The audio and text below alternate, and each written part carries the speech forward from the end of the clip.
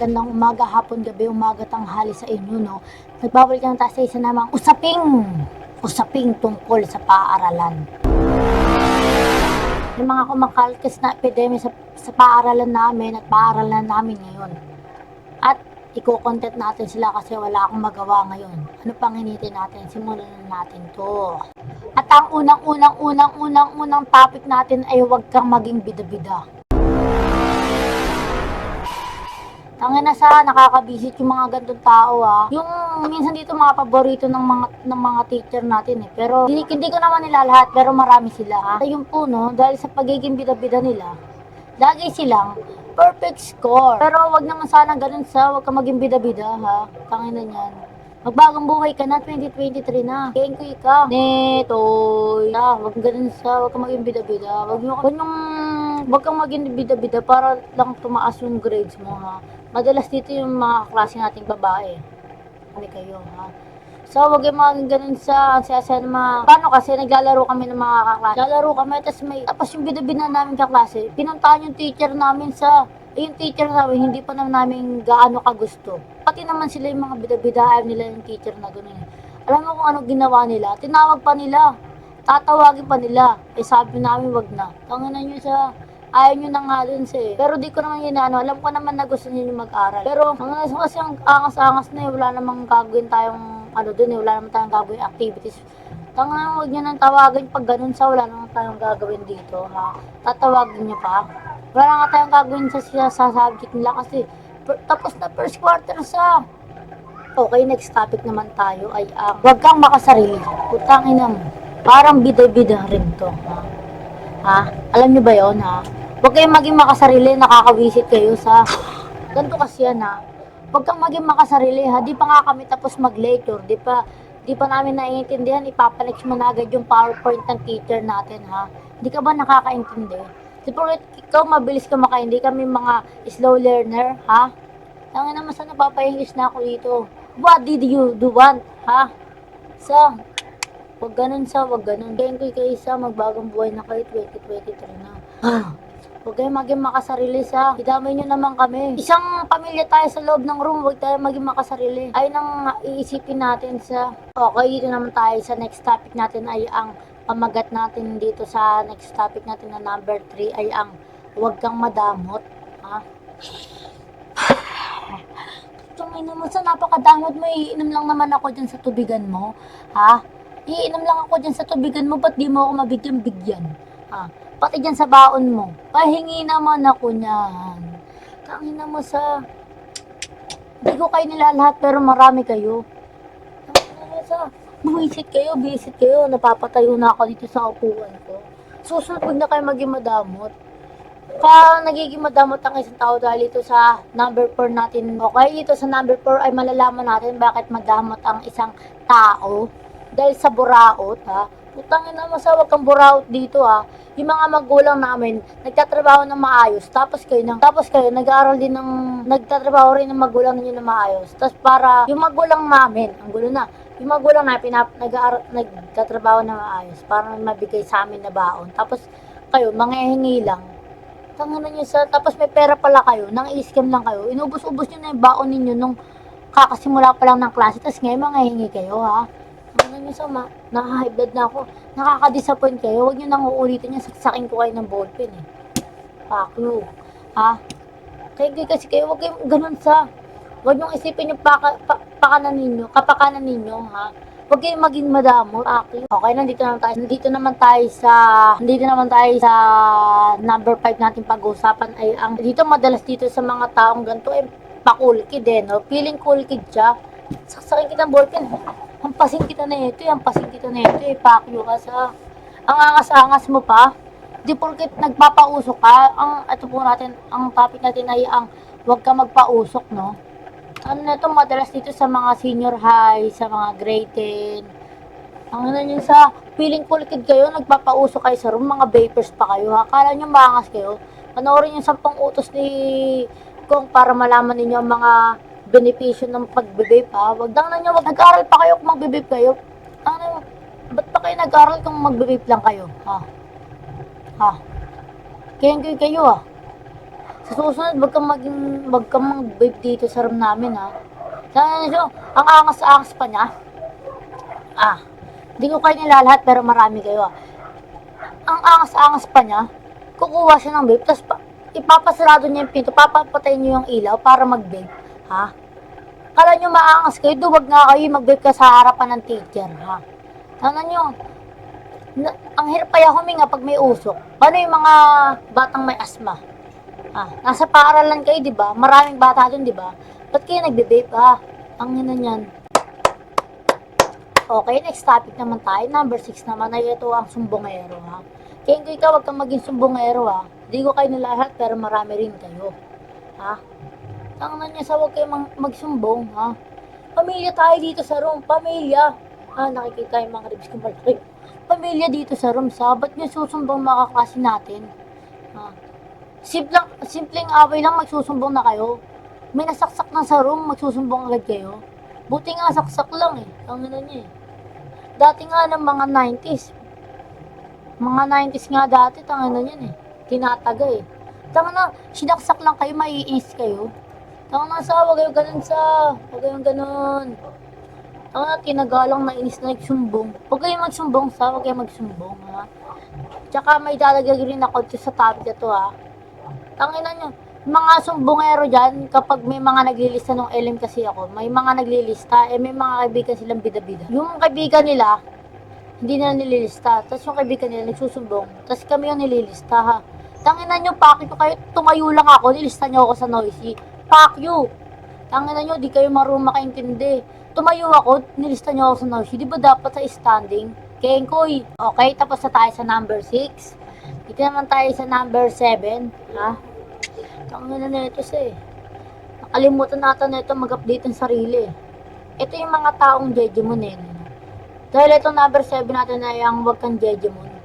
Tanginan mo, 2023 na. Mag-update ka naman ng sarili mo. Mga kanta mo pang sad boy, eh. Okay pa kung kanta mo offside mapin na makarelate ako, eh. Tanginan mo. Ba't kasi ganun yung kanta mo, ha? Kengkoy ka, sad boy. Kengkoy ka sa... Pwede pa yung mga ano, eh. Huwag kang mababasag, baka ikaw ang basagin ko. Pwede pa yung ganun, eh. Putang na yung pinapakanta mo, ano, eh, sad boy, eh. Ha? Kengkoy ka. Tapos yung Facebook mo, tangina profile picture, ano, anime, tangina mo. Kinig ka sa group chat, eh. Masyado kang jejemon, eh, no? Tapos yung mga kanta niya minsan, pan TikTok, tapos yung edit, talbog-talbog. Naman sa 2023 na magbago ka na. Di ko kayo lahat, pero marami kayo, ha. Magbago na kasi kayo sa, wag kayong ganyan sa. Nagigigil ako. Nagigigil ako.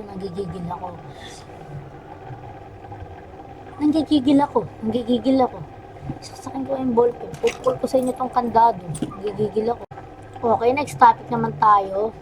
At ito ang wag ka man dumi. Tangina niyan. Nakakabisit pa to, eh. Ito pa yung nakakabisit, eh. No? Ganito kasi mga nangyayari dyan. Di ba naglalakad ka? Dito maglalakad ka.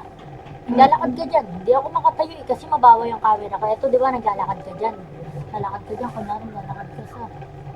Tapos dito maikaklase kang ano, nakaganyan, nakati-4.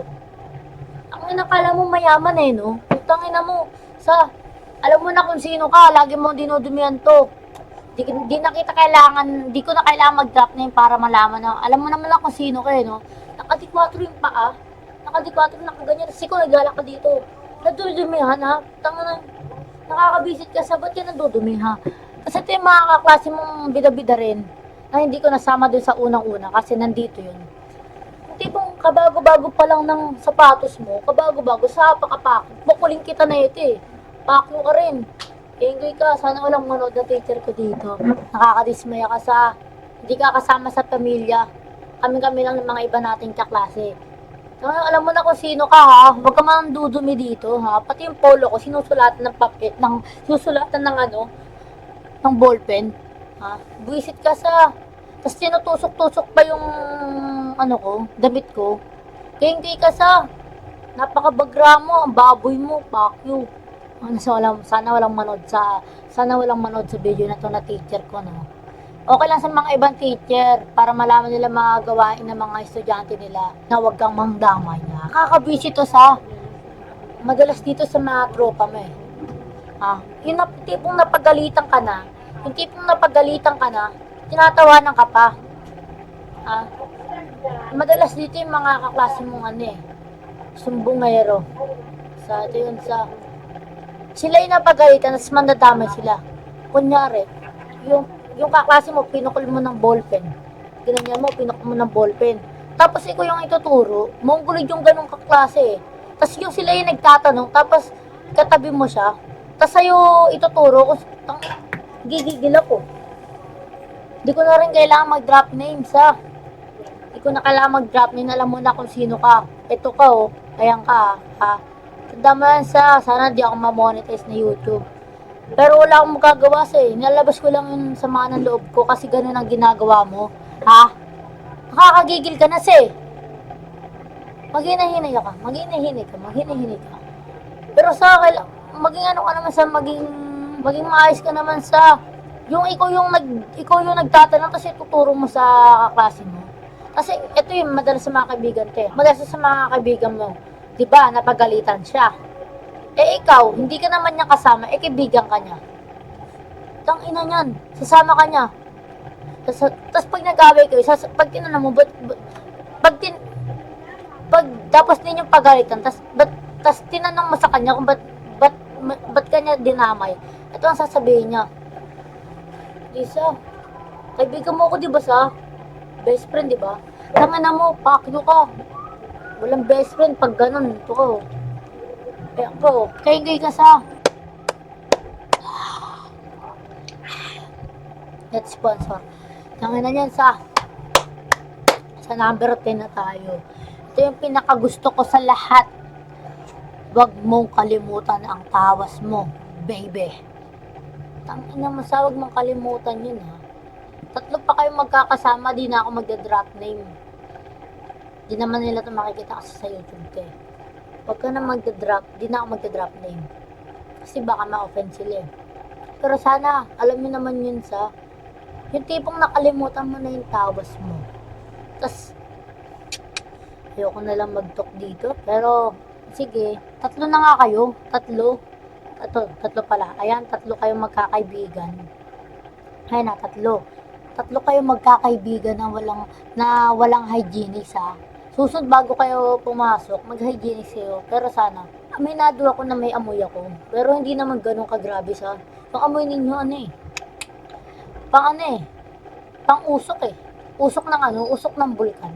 Ganun yung amoy Kaya hindi aminado naman ako auhab ako minsan. Pero sana sa paaralan, ano nyo naman yun i-apply nyo naman sa sarili nyo na lagi kayong gumamit. Sana sa mga klase ko na sa akin kasi bago ako pumasok, nagtitraining ako Nagtitraining kasi ako bago ako pumasok. Kasi yung pasok kasi namin 7. Yung pasok na natural namin kasi 10:40. Tapos may training kami kasi nga nakuha kami ng mga teacher doon sa eskwelahan namin na 7:40 ang pasok namin para mag-training ng basketball. At hindi na kami naliligo kasi bag naligo kami, mapapasma kami. Pero sa mga klase ko dyan tigil nyo na yung ganun ay hindi pala itigil. Huwag nyo palang kakalimutan yung ganun. Itigil nyo ng kalimutan ang nyo sa tawas Gamitin nyo naman yung mga hygienics nyo ang recommended ko lang na sa inyo na gamit. Magano po kayo, ito po ang gagawin nyo para makaiwas sa ganun. Una, pag naligo ka, kailangan mo ng shampoo.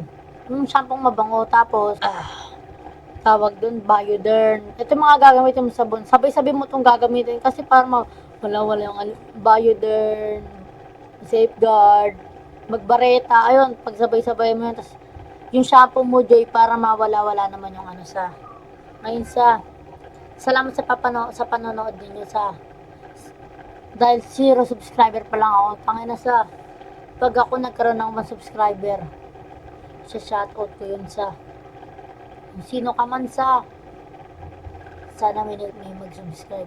Maraming sa manonood ninyo. Hanggang sa muli.